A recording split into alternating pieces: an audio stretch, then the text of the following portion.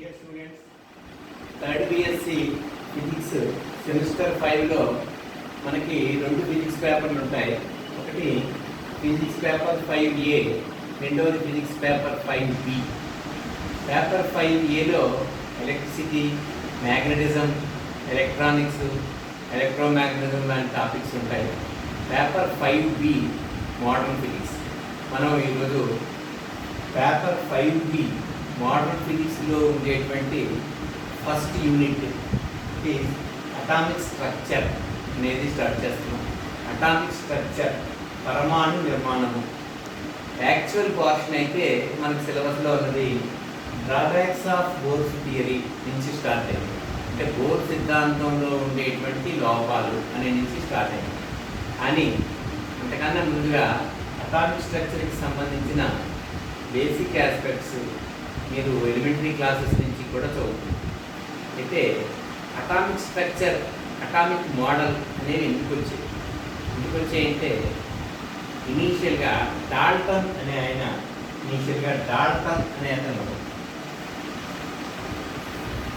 ఏం చెప్పాడంటే atoms are very small in size and they are indivisible. You cannot divide an atom. Suppose a substance is cut into pieces, you get very small portion or very small piece, that is atom. They are very very small in size and we cannot divide them. They are indivisible. అంటే ఏదైనా ఒక పదార్థాన్ని చాలా సూక్ష్మమైన ముక్కలుగా చేసుకుంటూ పోతే అతి సూక్ష్మమైనది పరమాణువని, ఆ పరమాణువులు అతి సూక్ష్మాలు, అవిభాజ్యాలు అని డాల్టన్ ప్రతిపాదించడం జరిగింది. అయితే ఈ డాల్టన్ చేసిన ప్రతిపాదన తర్వాత డిశ్చార్జ్ ట్యూబ్ ఎక్స్పెరిమెంట్స్, ఉత్సర్గనాళ ప్రయోగాల్లో దాంట్లో రెండు ఎలక్ట్రోడ్స్ ఉంటాయి, క్యాథోడు, anode.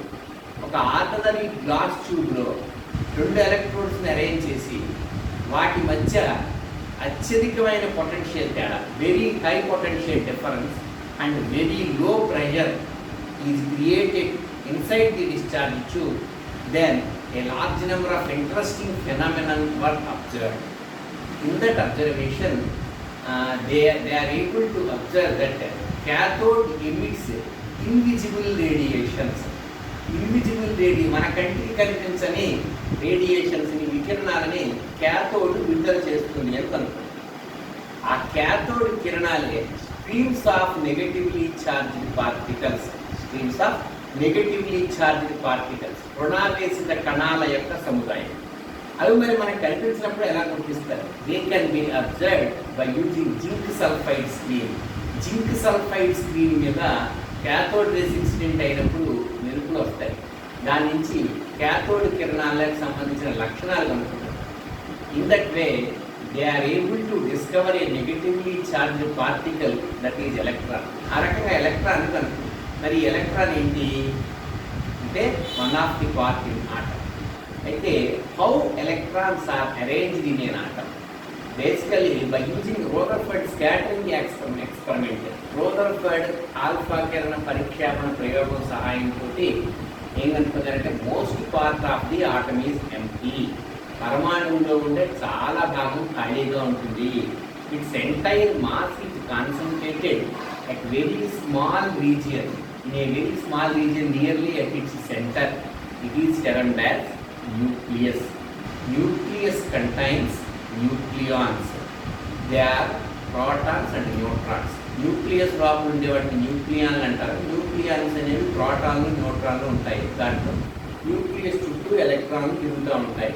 Size of the nucleus is very small and compared with the size of the atom. పరమాణువు యొక్క సైజుతో పోల్చి కేంద్రకం న్యూక్లియస్ యొక్క సైజు చాలా చాలా తక్కువగా ఉంటుంది. ఇది అబ్జర్వేషన్. ఇలా చేసిన తర్వాత అప్పుడు పరమాణువుకి సంబంధించి నిర్మాణం ఏ రకంగా ఉంటుంది? Structure of an atom or atomic structure. How electrons are arranged in an atom? Basically first model was initiated by Thomson. According to Thomson, electrons are arranged in an atom such as the seed in a watermelon. పుచ్చకాయలో గింజలు ఏ రకంగా అయితే ఉంటాయో అదే రకంగా పరమాణువులో లోపల ఎలక్ట్రాన్లు అమరి ఉంటాయి అని థామ్సన్ చెప్పాడు. ఇట్స్ ఏ ఫెయిల్యూర్ మోడల్, దానికి ఏ రకమైన సక్సెస్ లేదు. Next one is Rutherford's model. According to Rutherford, electrons revolves around the nucleus such as planets revolves around the sun in a circular orbit. సూర్యుడు చుట్టూ గ్రహాలు ఏ రకంగా అయితే వృత్తాకార కక్షలో తిరుగుతాయో కేంద్రకం చుట్టూ ఎలక్ట్రాన్లు అలా వృత్తాకార కక్షల్లో తిరుగుతాయి అని రూదర్ఫర్డ్ మోడల్. దాన్నే రూదర్ఫర్డ్ ప్లానెటరీ మోడల్ అని కూడా అంటారు. రూదర్ఫర్డ్ గ్రహమండలం నమూనా అని కూడా అంటారు.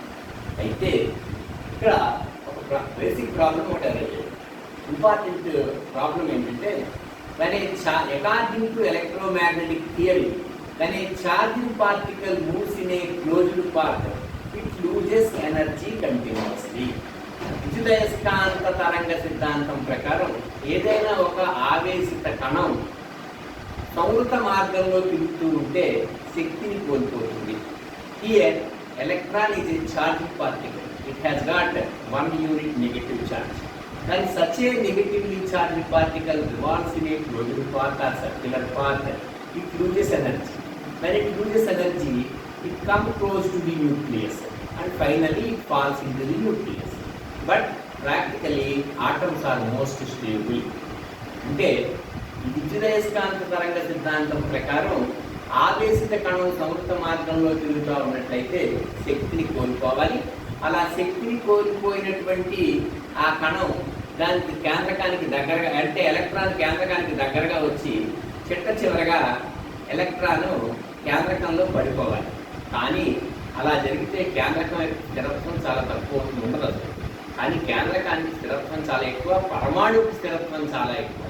అంచేత పరమాణువుల యొక్క స్థిరత్వాన్ని మనం ప్రాక్టికల్గా తెలుసు కాబట్టి ఈ రూదర్ఫర్డ్ మోడల్ కూడా ఫెయిల్ అవుతుందని చెప్తుంది. దాని తర్వాత వచ్చింది బోర్స్ మోడల్. బోర్ సిద్ధాంతానికి 3 ముఖ్యమైన ప్రతిపాదనలు ఉన్నాయి. అందులో ఫస్ట్ వన్ బోర్ ఏం ప్రతిపాదించాడంటే electrons revolves around the nucleus in non radiating circular orbits. కేంద్రకం చుట్టూ ఎలక్ట్రాన్లు వృత్తాకార స్థిర కక్షలలో తిరుగుతాయి.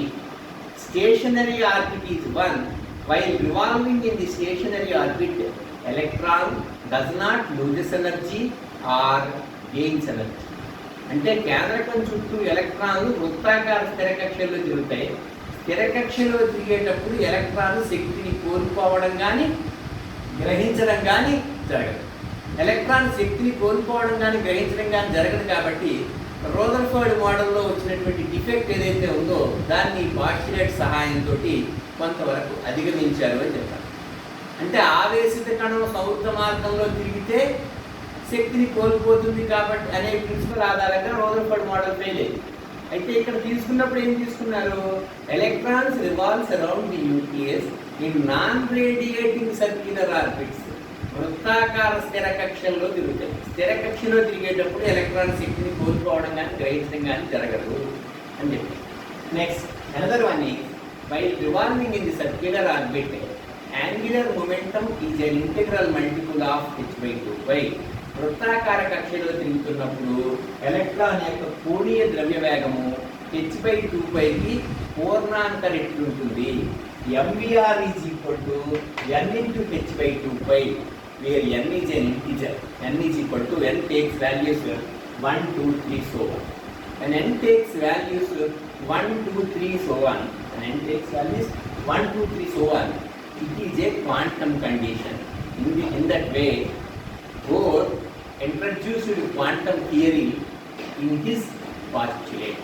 అతని postulateలోనే quantum theory introduce చేశారు. That is one of the important aspects of success of Bohr's theory. Bohr's theory has got some successful aspects. The great success is due to the introduction of this quantum condition. There is only one quantum condition in Bohr's theory. Next, electron, third postulate, Bohr's theory, third postulate. Electron does not lose energy or gains energy while revolving in the stationary orbit. But there is exchange of energy takes place when it jumps from one stationary orbit to another stationary orbit. అంటే స్థిర కక్షలో తిరిగినంతసేపు electron శక్తిని కోల్పోవడం కానీ గ్రహించడం కానీ జరగదు. కానీ ఒక కక్ష నుంచి మరో కక్షలోకి దూకినప్పుడు మాత్రం కర్పరాల శక్తి భేదాన్ని కాంతి రూపంలో కోల్పోతుంది. అదే E2-E1. By using these three postulates, Bohr is able to derive an expression for radius of the orbit, energy of the orbit, and again he gave the theory useful in deriving an expression for wave number u bar is equal to 1 by lambda is equal to capital R into 1 by n1 square minus 1 by n2 square. That is, a capital R is the Rydberg constant. By using this expression, there are different series are there. Bohr's theory successfully explained the hydrogen spectrum. Hydrogen spectrum, in hydrogen atom, an electron revolves around the nucleus. Nucleus contains only one proton. Hydrogen అంటే H11. దాంట్లో ఒక proton ఉంటుంది. Hydrogen means H11. దాంట్లో ఒక proton ఉంటుంది, ఒక electron ఉంటుంది. Electron కేంద్రకం చుట్టూ తిరుగుతూ ఉంటుంది. రైట్? అయితే when electron revolves in first orbit, it is also termed as k orbit. When m is equal to 2, it is second orbit or L orbit. When m is equal to 3, it is third orbit or M orbit. When m is equal to 4, it is fourth orbit or N orbit, in that way, and so on. When an electron jumps from higher energy levels to first level, the corresponding series is termed as Lyman series. The corresponding series is termed as Lyman series. Lyman series exists in visible ultraviolet region. అంటే electron ఉన్నత శక్తి స్థాయి నుంచి మొదటి శక్తి స్థాయికి దూకితే, అంటే u bar is equal to 1 by lambda is equal to u bar is equal to 1 by lambda is equal to capital R into 1 by n1 square minus 1 by n2 square expression లో n1 is equal to 1, n2 is equal to 2, 3 so on అయితే ఆ వచ్చే శ్రేణిని Lyman series అంటారు. Lyman series exists in ultraviolet region. Next, when n1 is equal to 2, n2 is equal to 3, 4 so on, we get Balmer series. Balmer series lies in visible region. ఇంచేత Balmer series కి సంబంధించిన wave length 4000 angstrom units నుంచి 7000 angstrom units వరకు ఉంటాయి.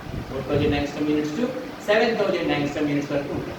Next, when n1 is equal to 3, n2 is equal to 4, 5 so on, we get bracket series. Similarly, bracket series, and again when n1 is equal to 4, n2 is equal to 5, 6 so on, we get bracket series, Lyman series, Paschen series, bracket series, and Fund series. You get when electron jumps from higher energy level to first level, we get Lyman series. When higher energy levels to second level, we get Balmer series. When higher energy levels to third level, we get Paschen series. When higher energy levels to fourth level, we get bracket series. And higher energy levels to fifth level, we get Fund series. In that way, hydrogen spectrum can be explained by using Bohr's theory. That is the great success of Bohr's theory. Now we are entering into the actual portion, that is drawbacks of Bohr's theory. Drawbacks of Bohr's theory. Bohr's theory is successful up to some extent. Great success is it explains the spectra of hydrogen atom. And at the same time, it is able to explain the spectra of hydrogen-like atoms. Hydrogen ఆటంకి సంబంధించిన hydrogen పరమాణు వర్ణపటాన్ని వివరించగలిగింది. Hydrogen లాంటి పరమాణువుల వర్ణపటాలని కూడా వివరించగలిగింది. అయితే Bohr సిద్ధాంతంలో ఉండేటువంటి లోపాలేంటి? First one is it unable to explain the spectra of complicated atoms. సంక్లిష్టమైనటువంటి పరమాణువుల వర్ణపటాలని వివరించలేకపోయింది. సంక్లిష్టమైన పరమాణువు అంటే సరళ పరమాణువు కానిది.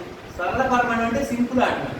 హైడ్రోజన్ ఆటం అనేది సింపుల్ ఆటం. ఎంచేత కేంద్రకంలో ఒక ప్రోటాన్ ఉంటుంది, దాని చుట్టూ ఎలక్ట్రాన్ తిరుగుతుంది. electron revolves around the nucleus and the nucleus contains one proton. It is not the case in case of other atoms. As atomic number increases, depending upon the atomic number, we get equal number of protons are there in the nucleus, and again, depending upon the mass number, we get some neutrons are also exist in the nucleus. Nucleus contains both protons and neutrons. In that way, complicated atomic spectra cannot be explained by using Bohr's theory. That is the first drawback. Second one is, here, suppose we are getting the spectrum, atomic spectrum. Here spectra are of two types, that is atomic spectra, molecular spectra. Atomic spectra and molecular spectra. Atomic spectrum is due to an element.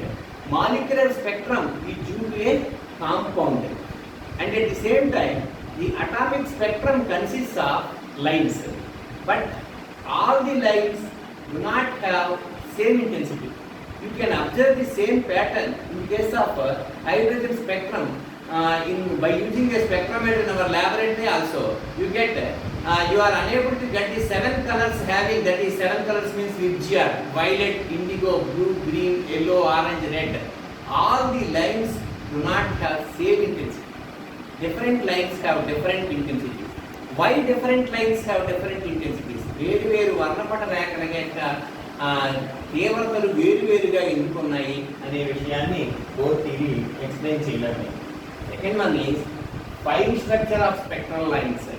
When a spectrum is placed in a magnetic field or electric field, when a spectrum is placed in a magnetic field or in an electric field, each line splits into some components.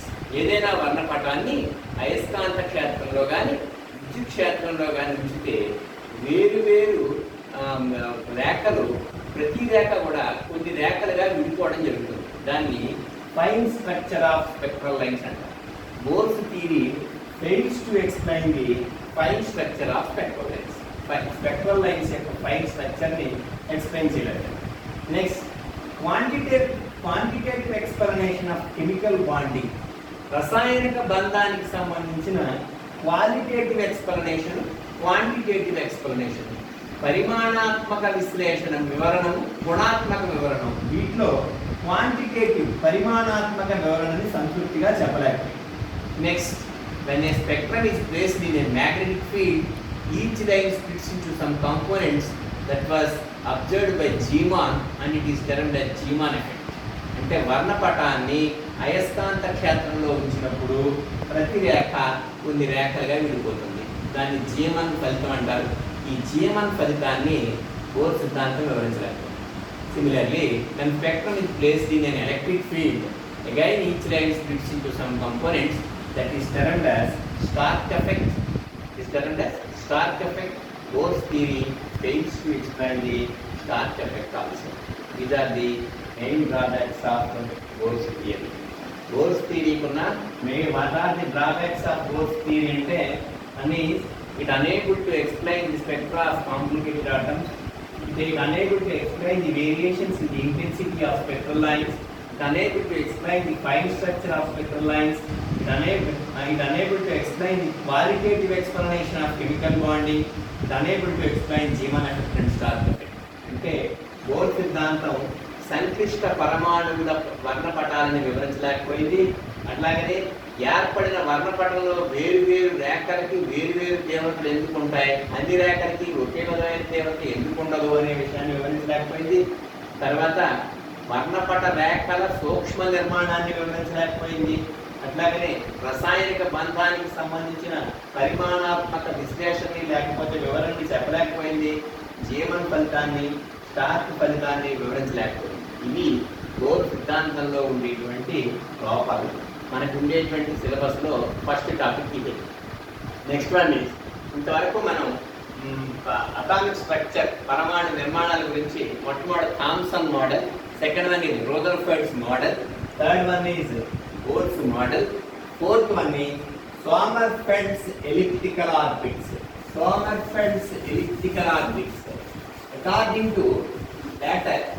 According to Sommerfeld's theory, electron revolves around the nucleus. Electron revolves around the nucleus. Electron revolves around the nucleus in an elliptical orbit, such as planets revolves around the sun. సూర్యుడి చుట్టూ గ్రహాలన్నీ దీర్ఘవృత్తాకార కక్షలో తిరిగినట్లే కేంద్రకం చుట్టూ electron కూడా దీర్ఘవృత్తాకార కక్షలో తిరుగుతుంది. ఇది సోమర్ఫెల్డ్ థియరీ యొక్క ఎగ్జాంపుల్. అయితే ఇక్కడ వృత్తం అని మనం దేన్ని అంటామండి? స్థిర బిందువు నుంచి స్థిర దూరంలో ఉండే బిందువుల యొక్క బిందు పదం. Circle is nothing but the locus of all points which are at a fixed distance from a fixed point. అట్లాగనే both in the case of Bohr's theory there is only one quantum condition, that is angular momentum is an integral multiple of h by 2 pi. mvr is equal to n into h by 2 pi. ఒక quantum condition సహాయంతో మీకు bore సిద్ధాంతంలో ఒకే ఒక quantum condition ఉంది. కానీ ఇక్కడ ellipse దగ్గరికి వచ్చేసరికి it has got two access, major axis and minor axis. It has got two foci, and again he introduced two quantum conditions. That is the line connecting the sun to the planet or nucleus to the electron is termed as radius vector, right? And at the same time the velocity of electron is along the tangent, is along the line, and it has got two components. One is radial component, second one is transverse component. In that way we have radial velocity, transverse velocity. Radial velocity and transverse velocity are perpendicular to each other. We have two parameters, one is radius vector and second one is azimuthal angle. Because in that way he imposes two quantum conditions, that is integral Pr dr is equal to nr into h, and again integral p phi d phi is equal to k into h. In that way he introduces two quantum numbers, one is nr and another one is k, and nr plus k is equal to n. nr plus k is equal to n, which is the quantum number n involved in Bohr's theory. By making these assumptions, he able to explain the or derive an expression for energy. He arrives that energy in nth orbit En is equal to minus m e power 4 by 8 epsilon naught square n square h square. Same thing was derived in Bohr's theory also. Later, Rutherford makes another assumption, that is mass varies with velocity. Variation of mass with velocity. Mass, that is rest mass be m naught, then m is equal to m naught by square root of 1 minus v square by c square, which is termed as relativistic correction for mass. Again, by imposing two quantum conditions, and again by making the correction for mass or relativistic correction for mass, Rutherford was unable to explain different aspects. Later he introduced another selection rule, that is delta k is equal to plus or minus. Delta k is equal to plus or minus. By making all these assumptions, he unable to explain the spectra of different complicated atoms. But there is only one success in Sommerfeld's model, that is Sommerfeld's theory successfully up to some extent it is able to explain the fine structure of spectral lines. వర్ణపట రేఖల సూక్ష్మ నిర్మాణాన్ని Sommerfeld సిద్ధాంతం కొంతవరకు వివరించింది. Remaining aspects are it unable to explain the remaining aspects. Right? This is the second aspect in our syllabus. First one is drawbacks of Bohr's theory. Second one is Sommerfeld's theory. Right? Now we have that is first model was that is Thomson model. Again Rutherford's model, Bohr model, Sommerfeld model. Next one is very interesting model, that is vector atom model. We will discuss the important features of vector atom model in another lecture. ఇంతవరకు మనం bore సిద్ధాంతం, Sommerfeld సిద్ధాంతం, next Thomson model, అట్లాగని Rutherford నమూనా, Thomson నమూనా, Bohr నమూనా, next Sommerfeld నమూనా వరకు చూసాం. ఈ తర్వాతది పరమాణు సదిశ నమూనా, వెక్టర్ ఐటమ్ మోడల్. అది నెక్స్ట్ క్లాస్లో చూద్దాం. Next one is vector atom model. Vector atom model, పరమాణు సదిశ నమూనా.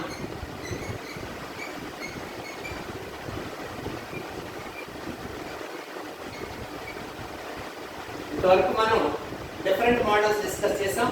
Thomson model, Rutherford's model, next Bohr's model, next Sommerfeld's model. Next one is vector atom model. There are two interesting features for vector atom model. One is spatial quantization. Spatial quantization, త్రిదిశాత్మక క్వాంటీకరణము. త్రిదిశాత్మక క్వాంటీకరణము. Second one is spinning electron.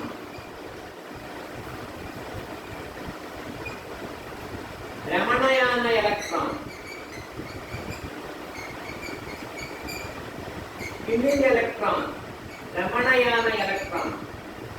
ఈ spatial quantization, spinning electron అనే ఈ రెండు పరమాణు సదిశ నమూనాకి సంబంధించిన అతి ముఖ్యమైనటువంటి ప్రతిపాదనలు. ఫస్ట్ది, what is meant by spatial quantization? త్రిదిశాత్మక క్వాంటీకరణము అంటే ఏమిటి?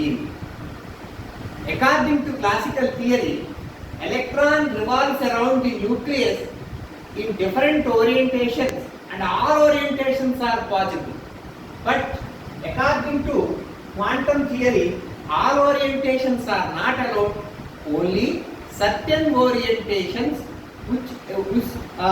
certain orientations obeying quantum conditions are allowed.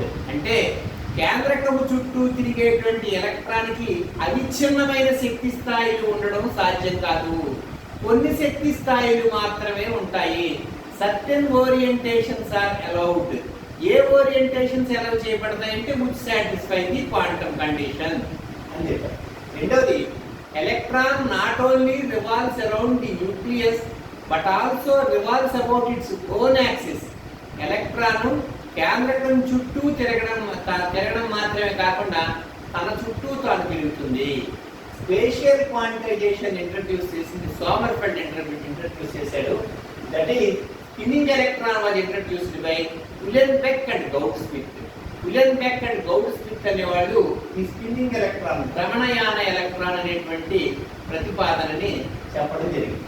ఇందులో స్పేషియల్ క్వాంటైజేషన్ అంటే electron revolves around the nucleus in only certain orbits which satisfy the quantum condition. అన్ని ఓరియంటేషన్స్ సాధ్యం కాదు, కొన్ని ఓరియంటేషన్స్ మాత్రమే సాధ్యం. అది స్పేషియల్ క్వాంటైజేషన్. రెండవది, స్పిన్నింగ్ ఎలక్ట్రాన్, భ్రమణయాన ఎలక్ట్రాన్ లో ఎలక్ట్రాన్ కేంద్రకం చుట్టూ తిరగడం మాత్రమే కాకుండా తన చుట్టూ తాను తిరుగుతుంది. That is electron not only revolves around the nucleus but it revolves it about its own axis. That is termed as spinning of electron. That is termed as spinning of electron. Electron భ్రమణయానము. Spinning electron and spatial quantization are the basic features of vector atom. Spinning electron and spatial quantization are the basic features of vector atom model. Vector atom model is somewhat successful model because the important postulates of vector atom model, spatial quantization and spinning electron, are experimentally verified by using a famous experiment, a fantastic experiment, that is Stern-Gerlach experiment.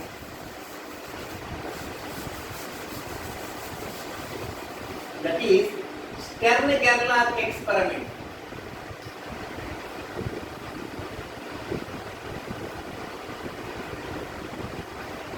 Stern-Gerlach ప్రయోగం.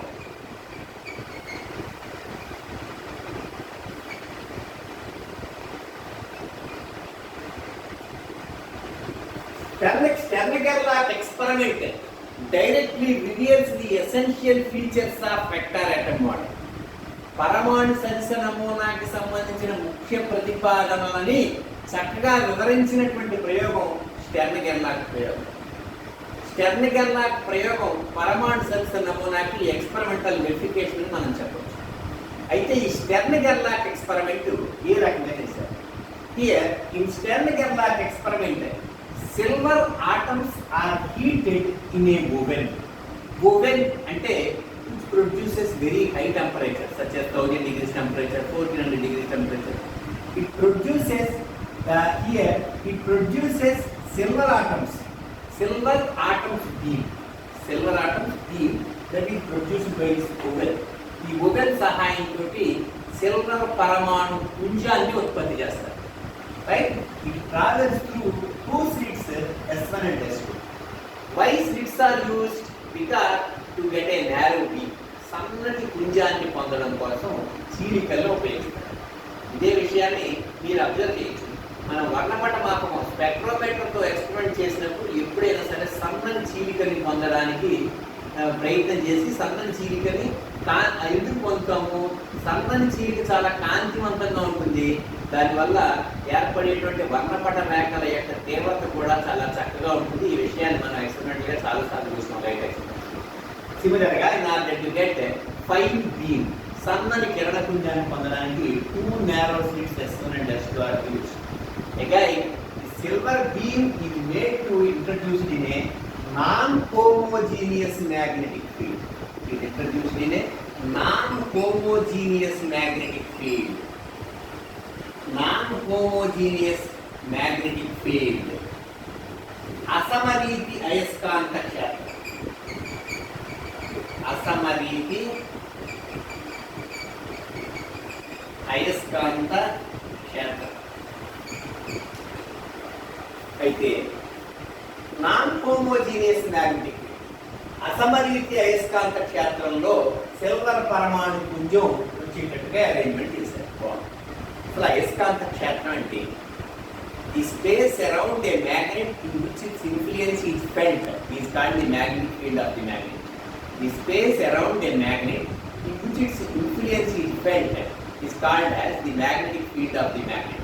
ఒక అయస్కాంతం చుట్టూ ఎంత మేరకు దాని ప్రభావం వ్యాపించి ఉంటుందో ఆ ప్రభావక ప్రాంతాన్ని ఆ అయస్కాంతం యొక్క అయస్కాంత క్షేత్రము అంటారు. But magnetic field is invisible. It can be described by using magnetic lights, of course. అయస్కాంత క్షేత్రం అనేది మన కంటికి కనిపించదు. ఇంచేత అయస్కాంత క్షేత్రానికి సంబంధించినటువంటి ట్రిక్ విషయాలు ఏవైనా సరే మనం ఎక్స్ప్లెయిన్ చేయాలంటే అయస్కాంత బలరేఖను ఉపయోగిస్తాం. ఈ కాన్సెప్ట్ మీరు ఇంటర్మీడియట్లో అయస్కాంత